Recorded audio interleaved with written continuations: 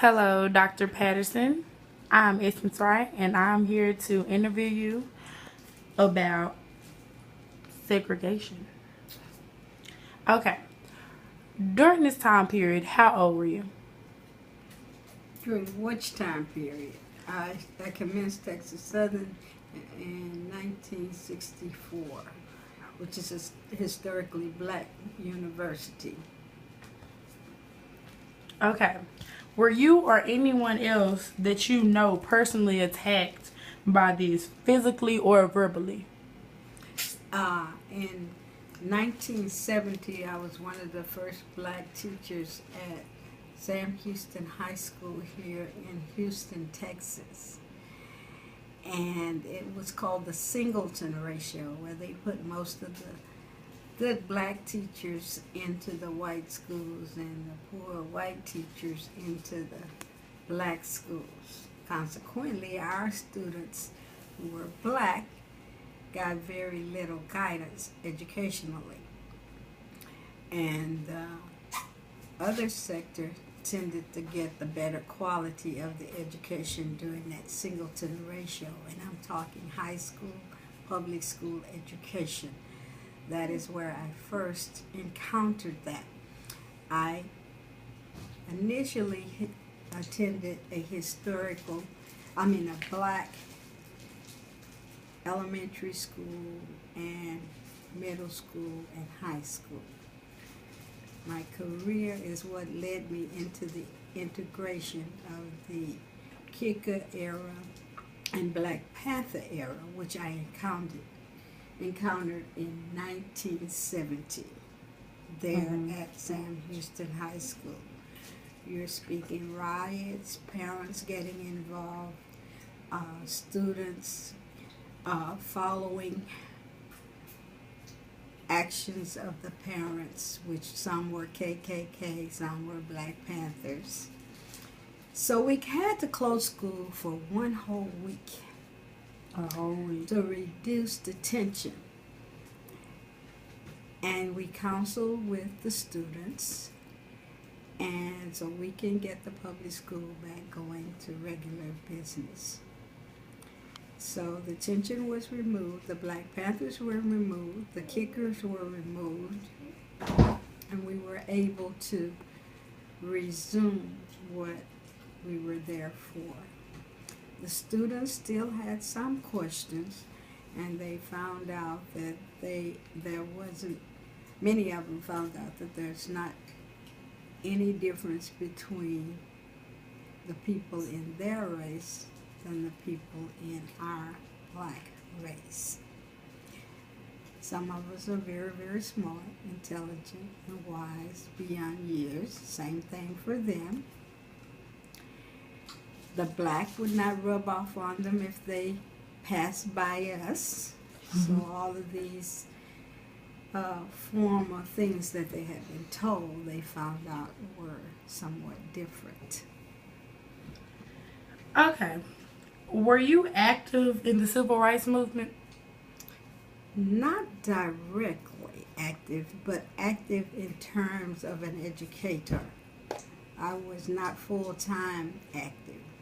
My aunt, my mother's sister, did participate in the MLK March on Washington. So as a young child, I experienced all of that and the buses of people in the black race being excited about all of that. And that's some of the earliest events that I remember on it. Okay, what are your opinion on the Black Panthers? I knew very little. I was not directly involved with them. I just was involved with their actions as it related to education. Okay, were you more so for the Malcolm X way of doing things or the Martin Luther King way? I'm still today more so of the MLK way, nonviolence. I don't think violence ever really solves anything. Okay. How would you compare and contrast today's controversy with the ones to back in the day? I think in racism, if that's what you're referring to, it was more overt back in the day, and it still exists today, but it's kind of in disguise of other things. You know, you're overqualified, something like that, or you're not qualified enough, or just other ways to delete you from the goals that other people get and jobs that other people get with the same or less qualifications. So when you were a teacher at Sam Houston, were there any type of like discrimination against you? I did not feel it. As I was saying, it's more undercurrent. You don't really see it firsthand. You have to look at what's being done and question it, and then you can probably see it, as opposed to someone getting promoted and you not. What was the criteria? What does this person have that you didn't have? So it exists. It still exists today, but a lot of times we're not don't have access to the information to find out really what happened because of HR, Human Enrollment Services, politics, and all of that. Privacy Acts. So for you to be teaching at an HBCU, when you were younger and you were teaching at Sam Houston, was that your goal? No, my original goal when I finished Texas Southern, and I am a 3-time graduate of Texas Southern by way of University of Houston around the corner in math education. And then I wanted my degree to say Texas Southern. So when I was attending University of Houston, they came out with this doctorate degree in urban ed, and I quickly changed over. I did feel the racism from being a student in a predominantly white, quote unquote, higher ed. So I felt some unfairness, some things you can feel, but you don't have any facts.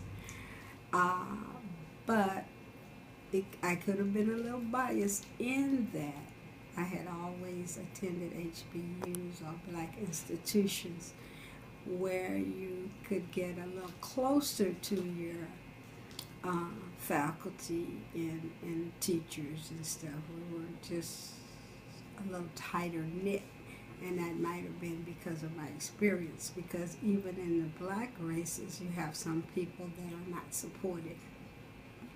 Not everybody works with you together. Okay. So are you a Houston native?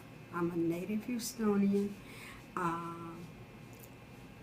I have been here all my life. Also, I just migrated mostly to southern Louisiana in the summer in the cane patches and stuff. They just sent us off away, so we got some urban.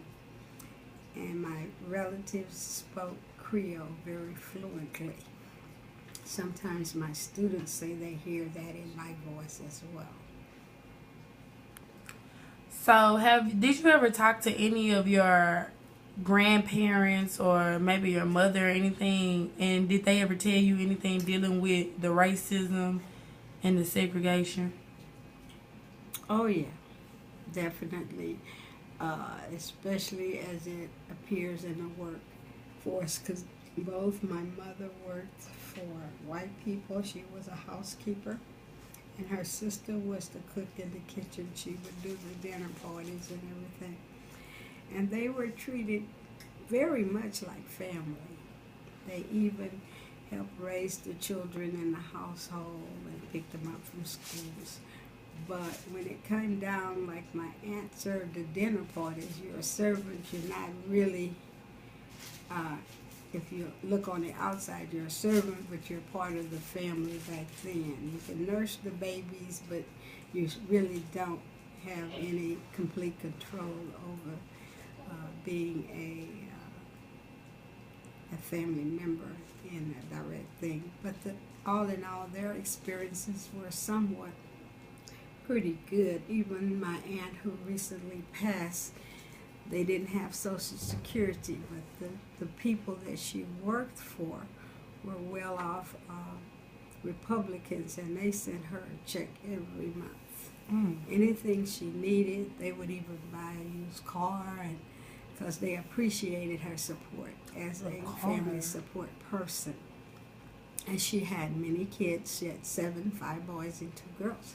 My mother just had myself and my sister, who we both attended Texas Southern.